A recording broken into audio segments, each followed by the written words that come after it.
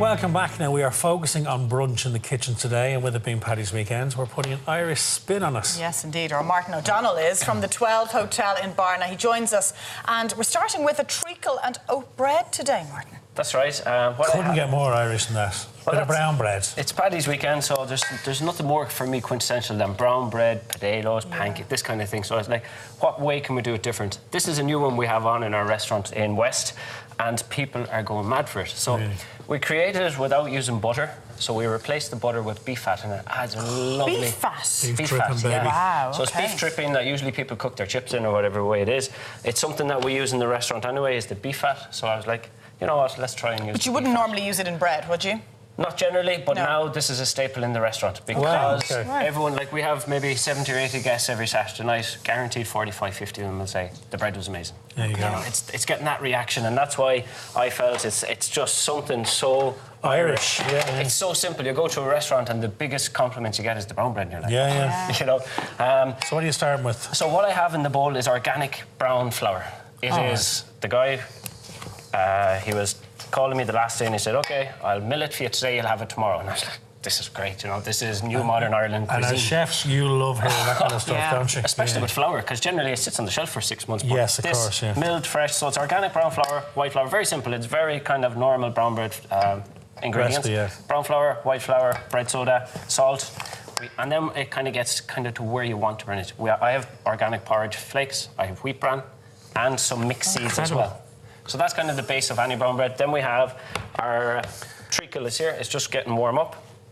Some buttermilk and the tins. Now, as you can see from the tins, they've made 1 or 2 loaves over the years. They have, yeah. They've seen a few breads. They are 12 years old. Yeah. And what I've done, just to kind of get them to make sure that your bread doesn't stick, is to spray them with the grease spray. Now, grease spray, but there's this one I have in my own house. It's the 0-calorie spray that some people use. We have that. I've used that for the bread tins. It's brilliant. Rather than kind of messing with butter or oil. It's just this really light coating. You can sprinkle in your seeds, and all you want to do is coat the tin. It's a really quick way to do it. It's brilliant. It's absolutely brilliant. So like that, it's really convenient. It helps it a lot. So what I have is we have 4 eggs.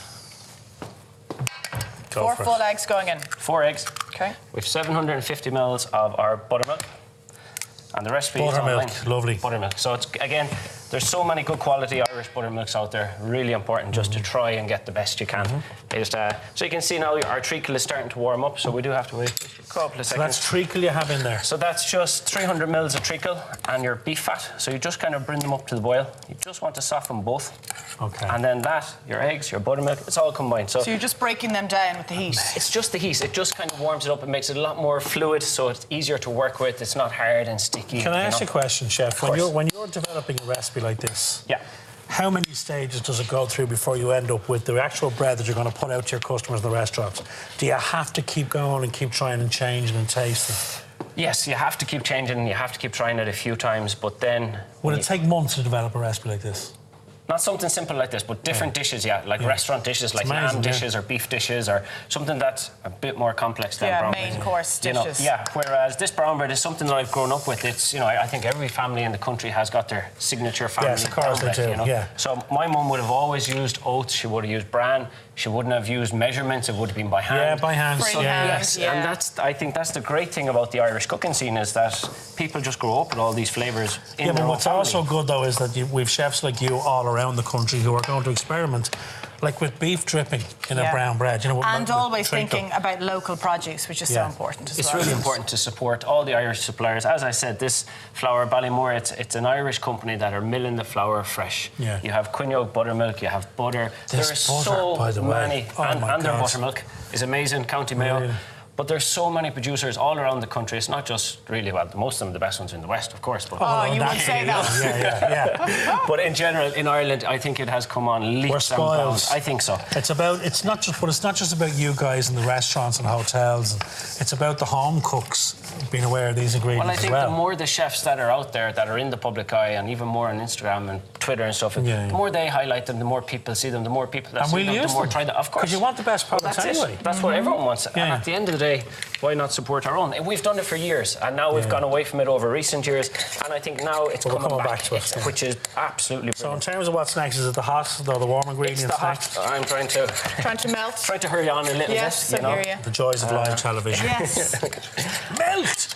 The temperamental hob, eh? Of course. It's getting there. It's getting there. It's getting very close. So what I brought with us, so accompaniments for bread. What do you eat with bread? For me, it's only butter. That's it. I had to bring a little bit of preserved blackberries. So this is something that we've done in the hotel. Blackberry. So it's during the autumn season. I was thinking a couple of years ago, I need blackberries to do jam because the hotel is a huge kind of food outlet. There's bits and pieces everywhere. Yeah. So I need blackberries, but me, myself, I'm going to pick a kind of handful every day. So I had a little brainwave. We have a pizzeria in the hotel, Pizza Dezina. So we put a little sign up on the door. If the kids go out foraging, bring us a kilo of blackberries, we give them a Nutella pizza. So the first weekend, it was like, you were rammed. Chef, 10 kilos, yeah. And I was like, this is great. So we have blackberry jam for the season. So over the years, all the local kids come into us in September and October. They're like, oh, when is the blackberries coming? When are the blackberries? And it's brilliant to get the kids, number one, out foraging, get them outside, get them involved in food. Great idea. You know, for 7, 8, 9, 10-year-olds. On an asset that's on their doorstep or on your doorstep. And of course, it kind of benefits me too, because then I have blackberry jam for the hotel. Brilliant. So that's what it is. That's actually blackberry jam that has been stored in a Kilner jar in the fridge since last September, you know. So, you know, now we have lovely springtime coming. Something special, isn't there, about homemade jam? It's just brown bread and jam with a bit of proper butter on it as well. It's comfort food, isn't it? Isn't it comfort food? Yeah. Baby. Yeah. So again, the idea with the bread is you don't want to overmix it. I want to try and get it nice and quickly. I usually would use my hand. In the restaurant, we'd use your hand because it's a lot lighter. You don't want to put it in a mixing bowl, which is for me is really important. Don't use a machine because all you're going to do is really work it. The bread will get tough and hard. And you can overmix it then. You can definitely overmix it, and it takes all that lovely lightness out of it.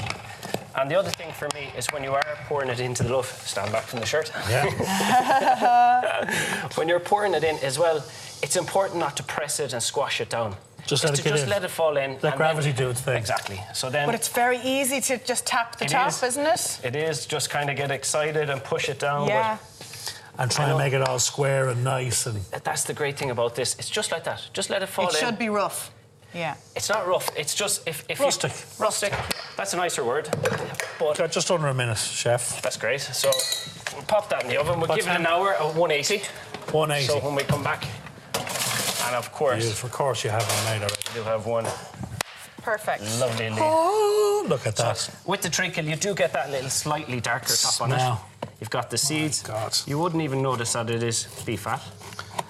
So what we'll do is... And of course you have that beautiful butter. It's almost like a meal in itself, isn't it? Yeah, it's great.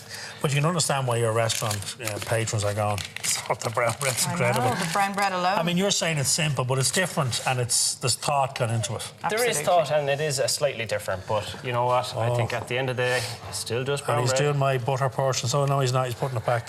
I have to think about Anna as well, Simon. I have to think about Anna You do half and half, you know what I mean? So again, for me, tiny little bit of jam.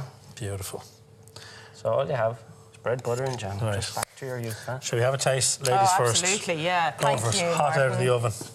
Wow. Beautiful. And what's coming up later on, Martin? So later on, we have another very typical Irish dish. We have potato box tea. So it's a potato box tea pancake with some lovely wild garlic foraged ourselves this morning, with some Irish smoked salmon, some creme fraiche, and some capers, which are actually with the wild garlic as well. Of course they are. Martin's bread recipe is up on our website, or as ever, you can call into yourself at the 12 Hotel. Tell him we sent you. Thank you, Martin. It's the colour of the weekend. We're showing you how to wear green after this quick break.